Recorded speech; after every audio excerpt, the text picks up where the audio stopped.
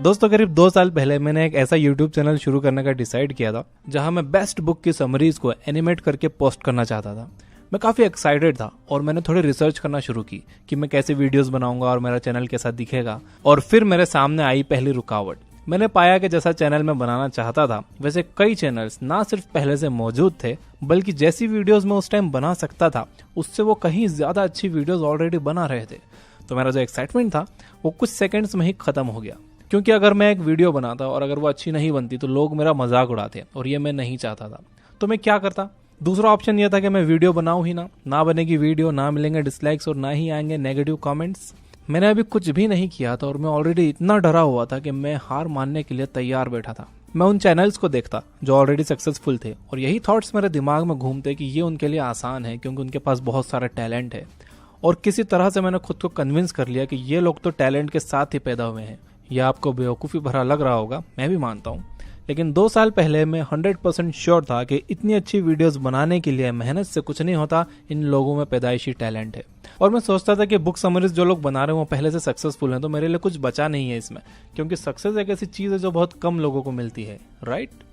मैं पूरी तरह से गलत था। मुझे काफ़ी टाइम लगा ये रियलाइज़ करने में और मैंने ये रियलाइज़ किया कैरल डुवॉक की बुक माइंडसेट पढ़कर। मैं आपको बताता हूँ कि अब अगर आज मैं 2 साल वापस पीछे जा सकता तो मैं क्या करता। मैं मेरी रिसर्च फिर से करता और उन सक्सेसफुल चैनल्स को भी ढूंढता जो ऑलरेडी ऐसी वीडियोस बना रहे थे। उनसे घबराने की जगह मैं उनसे इंस्पिरेशन लेता। यानी वो कोई दूसरे ग्रह से आए हुए तो एलियंस तो है नहीं, वो भी इंसान ही है। अगर वो कर सकते हैं तो मैं भी कर सकता हूँ। खुद को दबा हुआ महसूस करने की जगह मैं और ज़्यादा एक्साइटेड हो जाता, क्योंकि मैंने मेरे लिए एक अच्छा चैलेंज ढूंढ लिया था। ये पता कर लेने के बाद कि एनिमेटेड वीडियोस कैसे बनती है, मैं ये रियलाइज़ करता कि जितना काम मैंने पहले सोचा था उससे बहुत ज़्यादा काम करना होगा। नो प्रॉब्लम, बिना हार्ड वर्क के आप कुछ भी बहुत अच्छा नहीं बना सकते। और मैं जितने ज़्यादा एफर्ट्स वीडियो बनाने में डालूंगा उससे मेरी स्किल्स उतनी ज़्यादा बढ़ते ही जाएगी और नई स्किल्स सीखने का ये एक मज़ेदार तरीका होगा। मैं ये भी सोचता कि अगर एनिमेटेड बुक समरीज के एरिया में दूसरे लोग कामयाब हुए हैं तो इसका मतलब है कि एक बड़ी ऑडियंस मौजूद है जो ये वीडियोस देखती है। अगर मैं भी ज्यादा काम करूं, थोड़ी और मेहनत करूं तो उस ऑडियंस तक पहुंच सकता हूं। माइंडसेट बुक से मैंने 2 अलग अलग माइंडसेट्स को समझा। ऑथर इन्हें कहती हैं फिक्स्ड माइंडसेट और ग्रोथ माइंडसेट। ग्रोथ माइंडसेट वाला इंसान मानता है कि कोई भी चीज पत्थर की लकीर नहीं होती। हर एक चैलेंज ग्रो करने की और अपनी स्किल्स इंप्रूव करने की एक बहुत अच्छी अपॉर्चुनिटी होती है। ग्रोथ माइंडसेट वाला बंदा अगर फेल भी होता है तो वो उसे लर्निंग एक्सपीरियंस की तरह देखता है और इस वजह से ग्रोथ माइंडसेट वाले लोगों की सक्सेस का लेवल बढ़ता ही जाता है। दूसरी तरफ फिक्स्ड माइंडसेट वाला बंदा समझता है कि उसको जो इंटेलिजेंस मिली है वो बाय बर्थ है, वो उसे किसी भी तरह बढ़ा नहीं सकता। इससे भी बुरा ये कि वो हर चैलेंज को एक रुकावट समझता है और चैलेंजेस लेने से डरता है, क्योंकि लोगों में उसकी एक फेक इमेज बनी हुई है एक सो कॉल्ड स्मार्ट पर्सन की। तो वो ये मानता है कि अगर उसने कोई चैलेंज लिया और वो फेल हो गया तो लोग क्या कहेंगे, क्या यार तुझसे ये नहीं हुआ, हम तो तुझे स्मार्ट समझते थे। इसीलिए वो चैलेंजेस से डरता है और इस माइंडसेट की वजह से वो लाइफ में बहुत आगे नहीं जा पाता, जबकि उसके अंदर वो कैपेबिलिटी होती है, सिर्फ उसका माइंडसेट ग्रोथ वाला नहीं होता। तो ऐसा क्यों है कि कुछ लोगों का माइंडसेट ग्रोथ वाला होता है और कुछ लोगों का फिक्स्ड होता है? ये हमारे बचपन से शुरू होता है। वो बच्चे धीरे धीरे फिक्स्ड माइंडसेट डेवलप कर लेते हैं जिनके पेरेंट्स उनके टैलेंट की तारीफ करते हैं। वो बच्चे अपने टैलेंटेड होने को प्यार और तारीफ से जोड़ लेते हैं। वो सोचते हैं कि अगर मैं टैलेंटेड हूँ तभी मुझे प्यार और तारीफ मिलती है, तो वो ट्राई करते हैं कि वो टैलेंटेड रहें और एटलीस्ट टैलेंटेड नजर आए। वो ये सोचने लग जाते हैं कि फेल होना मतलब वो टैलेंटेड नहीं है, इसलिए वो फेलियर से डरने लगते हैं। इसीलिए वो चैलेंजेस को अवॉइड करने की पूरी कोशिश करते हैं और चैलेंजेस को अवॉइड करने से वो अपने फुल पोटेंशियल तक ग्रो नहीं कर पाते। दूसरी तरफ वो बच्चे जिनके पेरेंट्स और टीचर्स उनकी मेहनत की तारीफ करते हैं, उनका ग्रोथ माइंडसेट डेवलप होता है। वो प्यार और तारीफ को मेहनत से जोड़ लेते हैं कि मैं मेहनत करूंगा तो मेरी तारीफ भी होगी, मुझे प्यार भी मिलेगा। इसीलिए वो बड़े से बड़े चैलेंजेस लेते हैं। मेहनत करने से कतराते नहीं, बल्कि मेहनत करना उन्हें अच्छा लगता है और अगर वो फेल भी हुए तो वो खुश होते हैं कि उन्हें कुछ नई चीजें सीखने को मिली।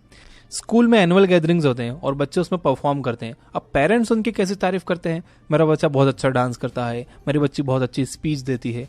पेरेंट्स यहाँ क्या भूल जाते हैं, वो जो बच्चे ने अच्छा डांस किया और वो बच्ची जिसने अच्छी स्पीच दी उसने स्कूल में 1 महीने डेली प्रैक्टिस की है। उस मेहनत को पेरेंट्स भूल जाते हैं। उस मेहनत की ज्यादातर पेरेंट्स तारीफ नहीं करते कि बेटा तूने बहुत मेहनत की, मुझे बहुत अच्छा लगा। जब आप उसकी मेहनत की तारीफ करोगे तो वो और ज्यादा मेहनत करने के लिए मोटिवेट होगा और उससे फेलियर का कोई डर नहीं होगा, क्योंकि उसके पास होने या अच्छा परफॉर्म करने से ज्यादा आप उसकी मेहनत की तारीफ करते हो, इसीलिए उसका ग्रोथ माइंडसेट डेवलप होगा। सेम एटीट्यूड आपको उसकी पढ़ाई के लिए भी रखना चाहिए। अच्छे मार्क्स, बुरे मार्क्स सब फालतू की बातें हैं। अपने बच्चों को उसकी मेहनत के लिए रिवॉर्ड्स दो, फिर देखो उसका परफॉर्मेंस कैसे इंक्रीज होता है और उसका ग्रोथ माइंडसेट डेवलप होता है। अब देखते हैं ग्रोथ माइंडसेट के पिलर्स क्या हैं और कैसे आप भी फिक्स माइंडसेट को अवॉइड कर सकते हो। फिक्स माइंडसेट वाला बंदा सोचता है कि उसकी एबिलिटी लिमिटेड है और उसका कॉन्फिडेंस इस बात पर ही डेवलप होता है, जबकि ग्रोथ माइंडसेट वाला बंदा मानता है कि उसकी एबिलिटीज को वो डेवलप कर सकता है, इसीलिए उसमें सीखने की और ग्रो करने की डिजायर होती है। उसका कॉन्फिडेंस बेस्ड होता है उन चीजों पर जो उसके कंट्रोल में होती हैं। फिक्स माइंडसेट वाले लोग चैलेंजेस को अवॉइड करते हैं और आसानी से हार मान जाते हैं, क्योंकि उसमें फेल होने की पॉसिबिलिटी होती है और जिससे उन्हें लगता है कि वो फेल हो गए तो वो अच्छे नहीं दिखेंगे। ये लोग क्रिटिसिज्म को अपनी इंटेलिजेंस पर पर्सनल अटैक समझते हैं और अगर उनकी फील्ड में कोई दूसरा सक्सेसफुल होता है तो ये लोग उससे जलने लग जाते हैं।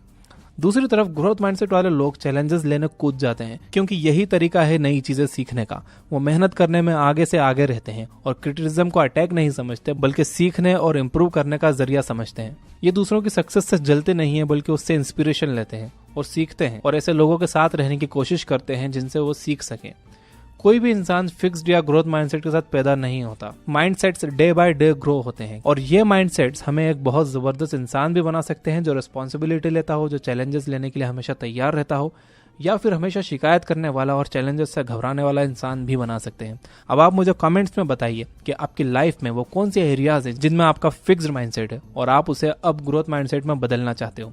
वीडियो को लाइक करो और इतना शेयर करो कि देश का हर आदमी सोचने पर मजबूर हो जाए। अगर हमारे देश के हर इंसान का माइंडसेट ग्रोथ वाला हो गया तो आप खुद ही सोचो कि हम कहाँ होंगे। तो इस वीडियो को हर जगह शेयर करो।